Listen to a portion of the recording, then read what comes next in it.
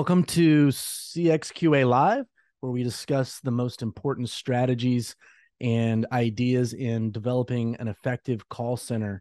And we focus specifically here on CXQA Live on the agent. Now, we like to remind you that our time here at noon Eastern every week is recorded for quality assurance. And what we mean by that is that we're actually recording this for a podcast by the name of Recorded for Quality Assurance. So now that we've gotten the cheesiness out of the way, this week we're really excited to be joined by Hui Wu-Curtis, and she's going to be joining us to chop it up about the importance of company culture for the CX agent. Thanks for joining us, Hui. Yeah, thanks for having me. Awesome. So as I said, we focus on the show every week on the idea of the agent and the fact that the agent is the single most important asset in any call center. And we think of it in this way, that agents who are corrected in their training and their connection with the company and the tools that they have, that have all of those things, are going to be a revenue growth and protection center for your business or brand. They're going to be the best diagnostic tool that you have for your business. They're going to ensure that your customers are satisfied and connected, that they're going to produce more and better work. And then they're going to want to stay and contribute to the long-term success of your company. And we call this the agent-centric call center philosophy. So this week, we're going to be zeroing in on the role that culture plays in helping agents to be safe, successful, and satisfied in their work. So when we think about the word culture, it's definitely one of those business buzzwords, right? So everybody that's in business that has either applied for a job or even just looked at job ads has seen companies talking about how great their culture is, right? And it's one of those things that everybody says, but there's a level of cynicism that most of us have when we hear companies talking about how wonderful their culture is. And my friend Sherry Kendall calls that our BS meter going off, right? Where we're just sort of like, yeah, okay, I'll believe it when I see it. But even for those companies that truly understand the cultural vision, what it is they want it to feel like and be like to be a part of their company, very few are able to actually put that cultural vision into action consistently over time. And the way that manifests itself really is in the day-to-day lives of the company, in the culture showing up in the way that the employees actually live. And this is maybe more important and more critical for CX than in other elements of business, because of the degree to which the employees in CX are customer facing. They're literally the people talking to, interacting with, and creating and cultivating that relationship with your customer. And so the CX agents on top of that are often undervalued, underpaid, under-equipped, and they're facing unreasonable expectations and, honestly, sometimes unreasonable customers, right? So they experience things that other parts of business don't always experience. And so the culture speak about everyone is safe and included and a part of this company, that sort of patience with the inconsistency tends to run thinner when you're faced with those extreme situations and contexts that CX agents are often faced with. So this is kind of a unique scenario. We're talking about an issue called company culture that impacts all of business, really. But when we focus on the CX agent and the way that their job actually is and how that impacts their life, company culture is even more important. So here we have Hui Wu-Curtis, majority owner and COO of supportU, a new BPO that exists largely because of the vision that they have to have a unique culture amongst BPOs and to focus on their agents. And so I'm just going to read the supportU mission statement: to help provide employment and development opportunities to untapped populations and empower our diverse communities to live inspired, purposeful lives.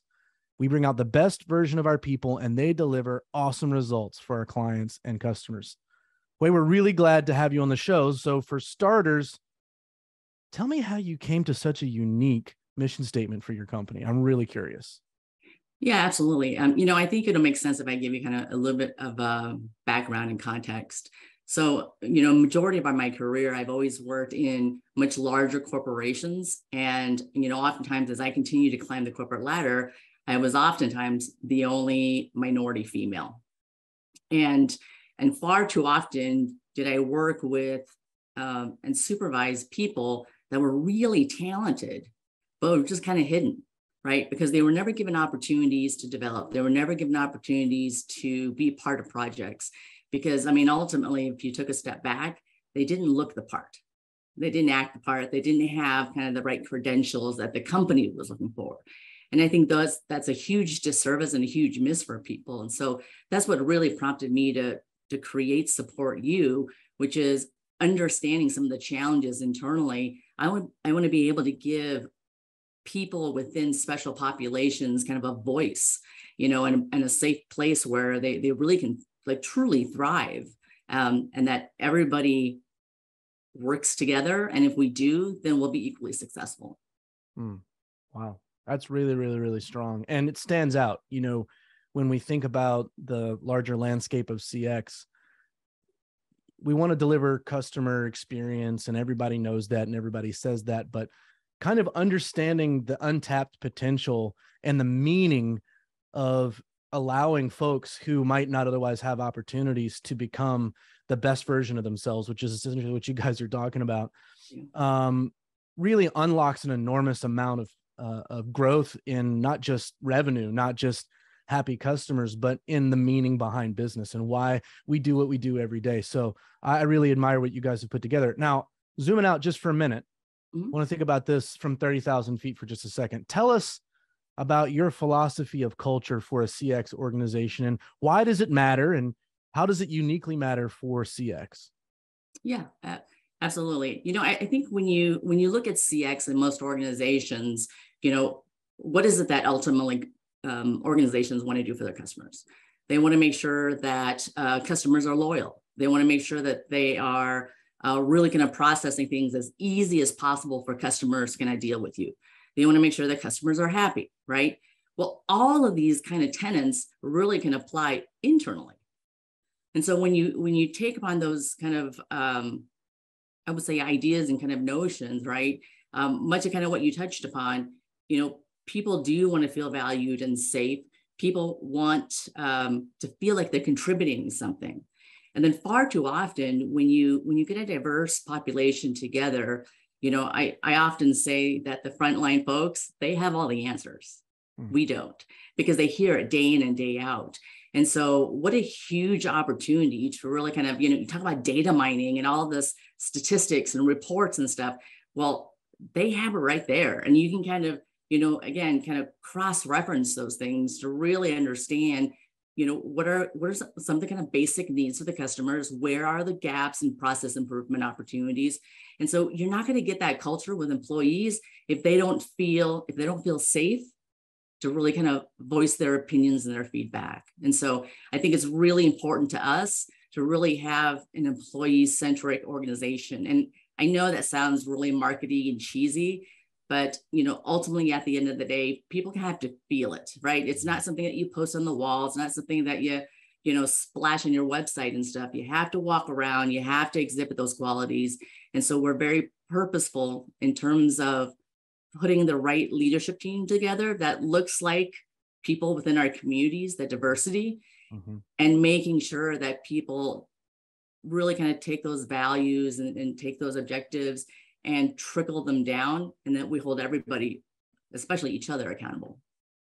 That's honestly kind of beautiful. I mean, I think about, you know, the scenarios that I found myself in life and in business, and some of the moments where I recognized that I didn't know even what I didn't know.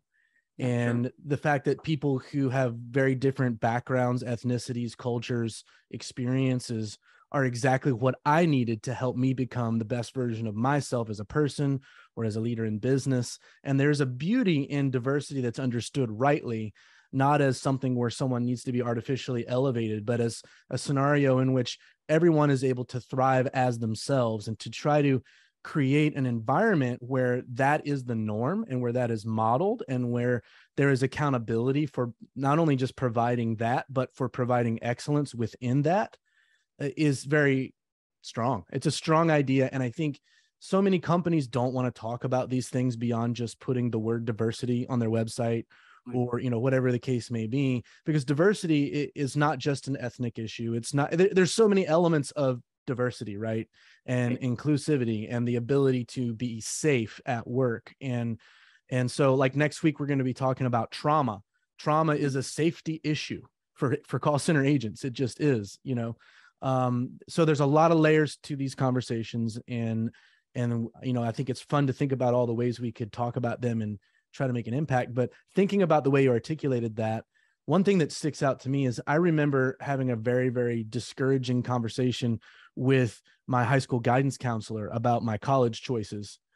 And she was a wonderful lady, honestly, truly wonderful lady.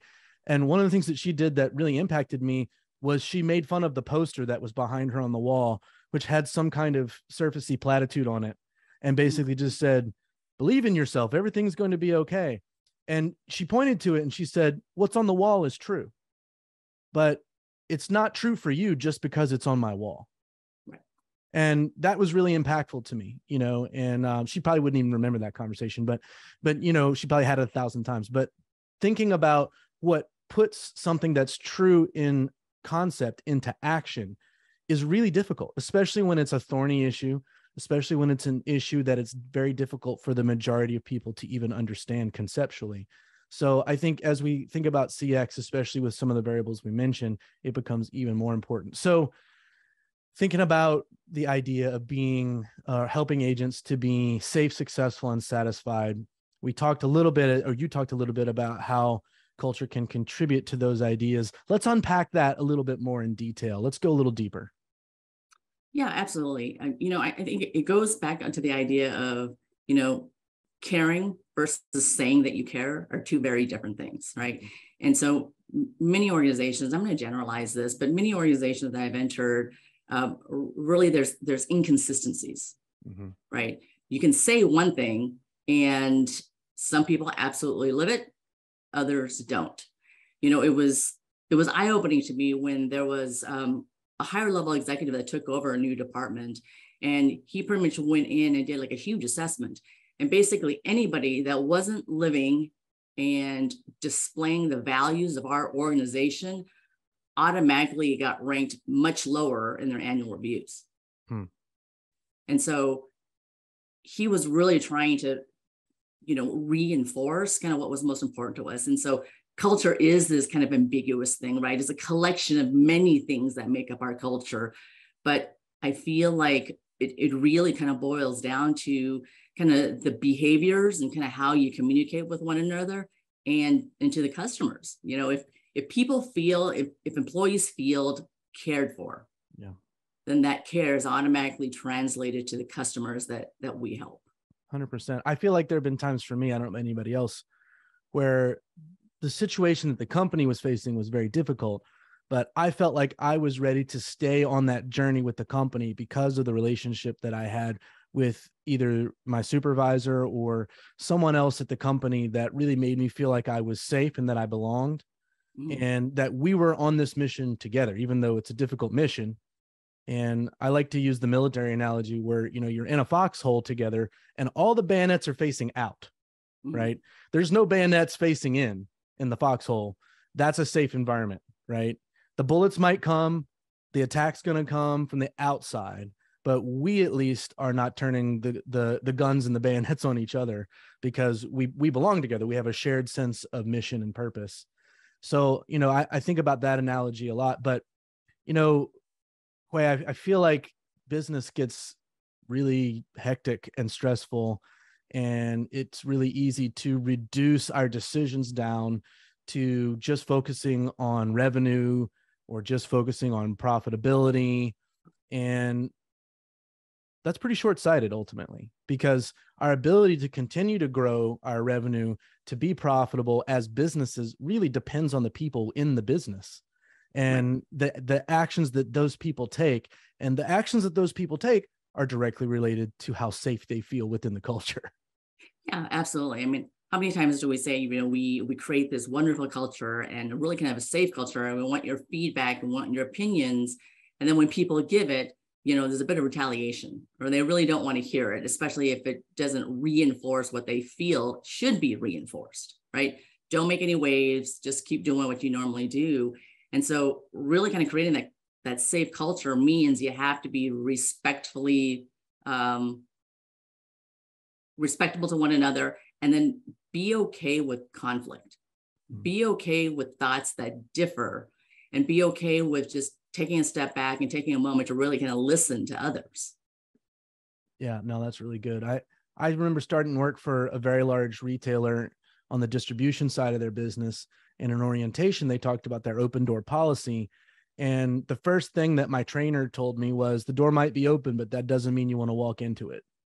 And I thought, ooh, that doesn't sound good at all. I was really relatively early in my career, but I mean, sadly, that's the reality in a lot of companies, right? Where we say the door is open, we say we want to receive feedback, we want to know what's going on, but really, no, we just want to leave everything alone and keep going and get through to tomorrow.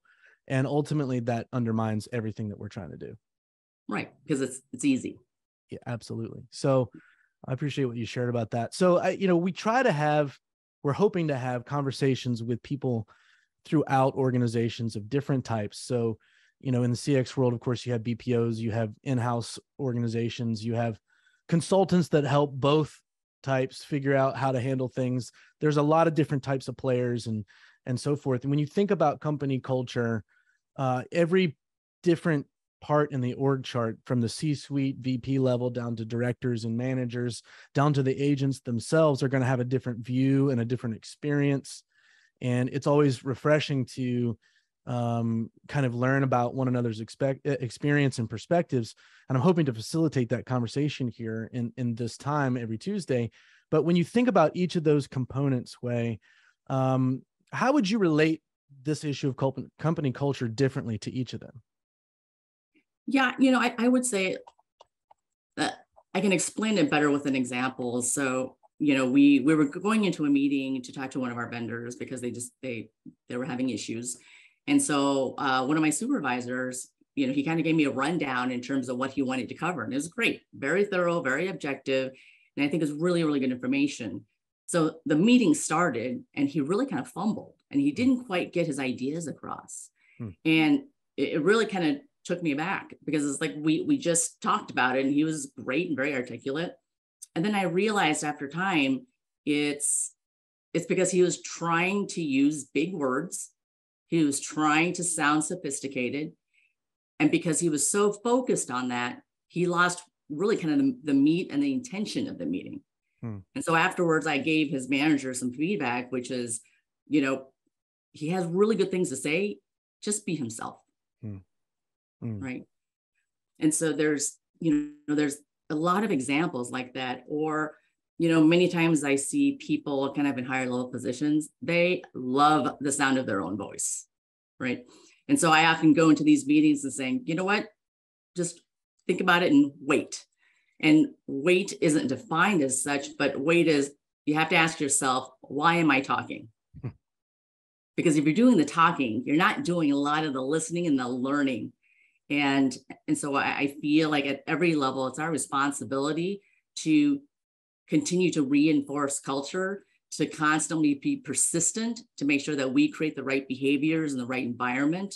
And then while people see that across the board and the consistency of the leadership team, then that really kind of equates to more trust in the organization.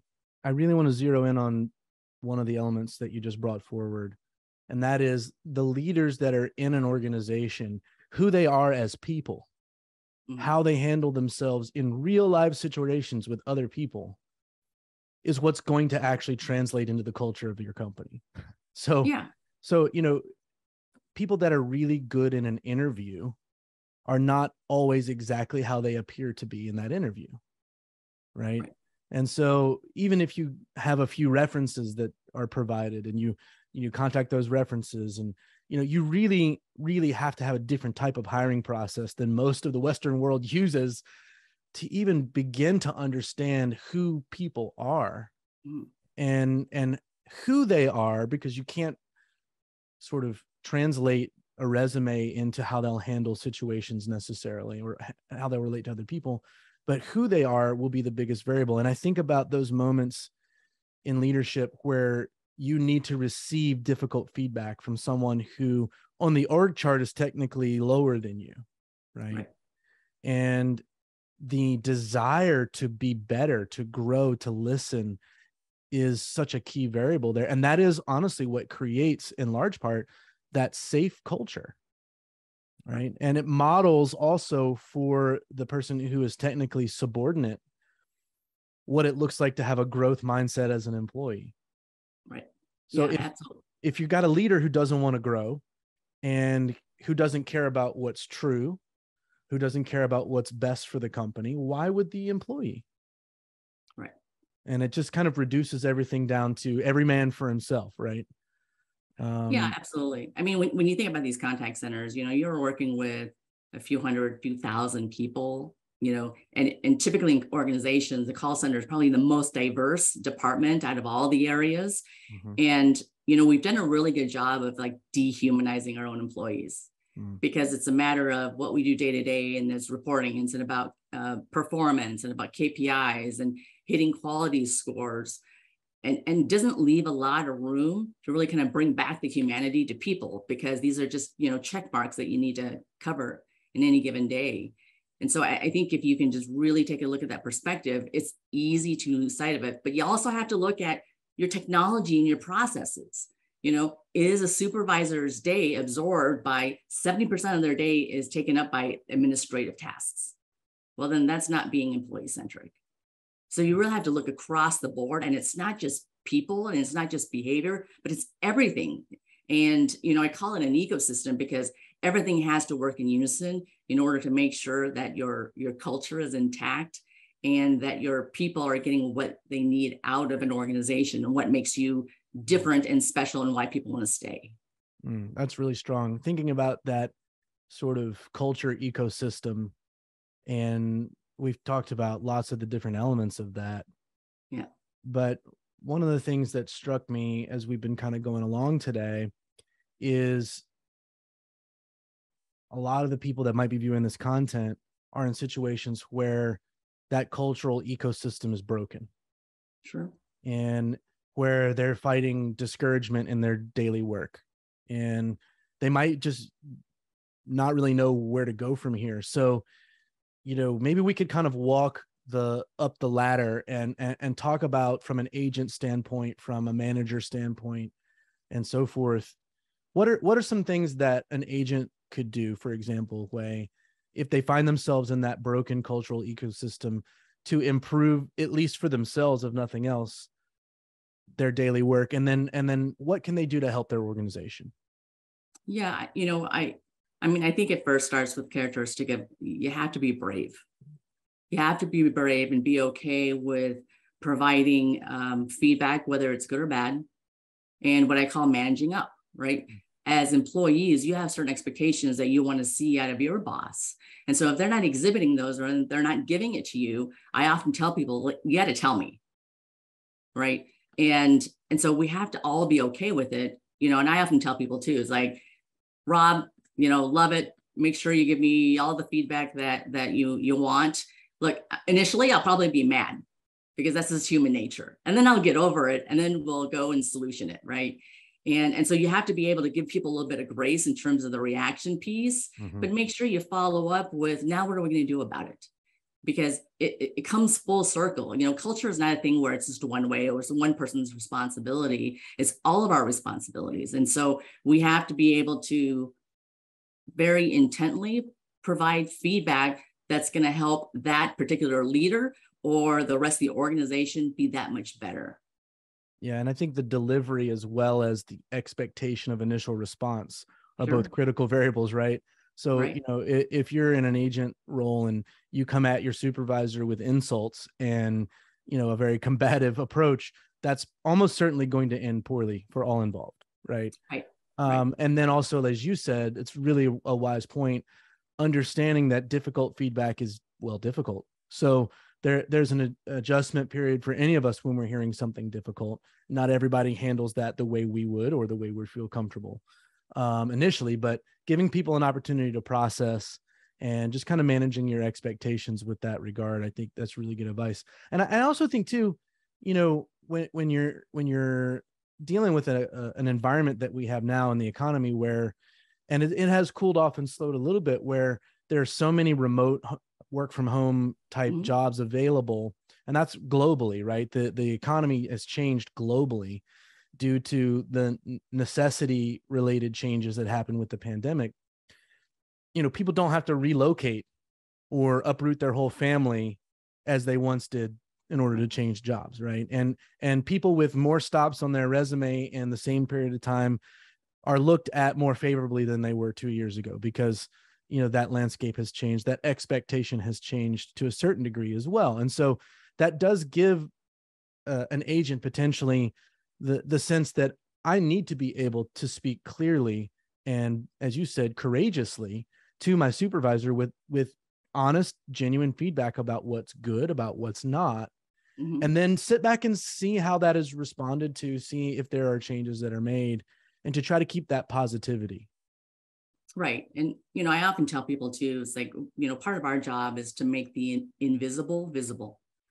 So we've got to be able to continue to reinforce and share those narratives where, we do take difficult feedback and show that we've done something with it, because people don't know, people aren't involved in those conversations, right? And so how do you visibly show and communicate that to the rest of the team to kind of continue to reinforce that this is a culture where people can share opinions and feedback, and that you're not going to be retaliated against, and you're actually, recognized and rewarded for it. Yeah. And again, we're hoping that this conversation will facilitate a shift where it's not present towards everyone from the C-suite down actually seeing the agent's feedback as extremely valuable, and that they would be, as an organization, hungry for that element of the value that an agent can provide to the entire business. And I, there've been several times where, as a customer, I've got a pretty legitimate complaint about what's happened, and the agent ends up saying something like, "Yeah, that's why I don't do business with this company." And I'm like, that's not good. And you think about that kind of feedback. What if the organization was actually listening to its agents and saying, what is your view of our whole brand? What is your view of our company, and what we actually provide for our customers? And think about the value that the agent adds to the entire business. And I would say that it is an intentional cultural element. If that intentional cultural element exists, of that feedback being valued and acted upon within the organization, it's interesting to think about and to dream about what that could look like if that were adopted more broadly. Right, absolutely. And when we're talking about culture, like it's not easy.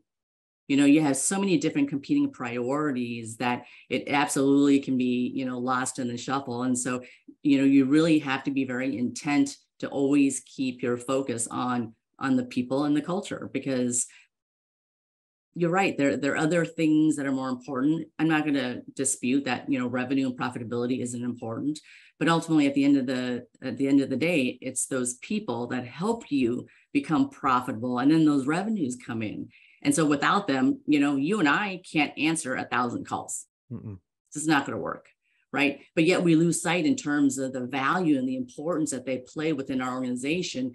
And it really is oftentimes, people, as they kind of move up the corporate ladder, they really kind of lose sight of it, right? Because then it shifts from people and people development and people management to now financial management, spreadsheets, meetings, strategy, right?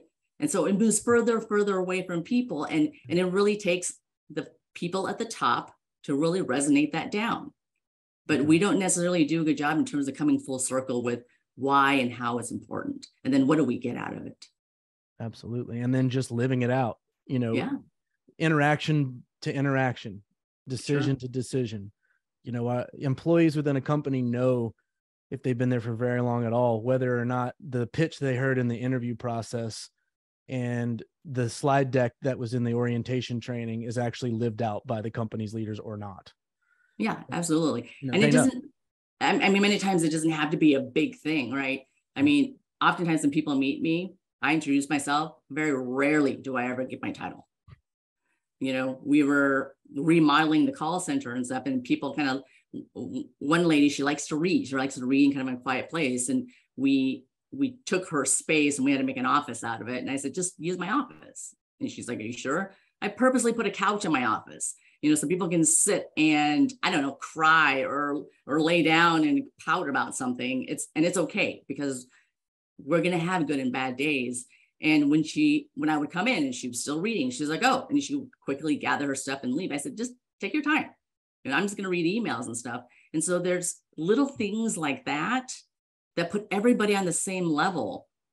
Really, people appreciate, right? So it doesn't have to take big things, but just to make sure that, to me, it's like, it's not always, somebody told me a long time ago, it's not always about being right. It's about being kind. Yeah. And so if you're kind to your employees, they in turn will return it tenfold. It's really true. In terms of loyalty and performance, and you can hear it in their voice in terms of how they truly care for the customers, because that just resonates your internal culture. It does. And I do agree with you. I think we can say all the right things. We can even make the big banner decisions in consistent ways with what we say, but it's those little moments of kindness and humanity and empathy and just connection, honestly, that are going to be the proof in the pudding for company culture in any business, but as we've discussed, in unique ways for CX. So, we've come to the end of our promised half an hour. Really appreciate everyone's time. Hui, thank you so much for joining us. This content will be available in a few days, and this has been wonderful. Well, thank you. Thank you for having me. All right, everybody, have a great Tuesday. Take care, everyone.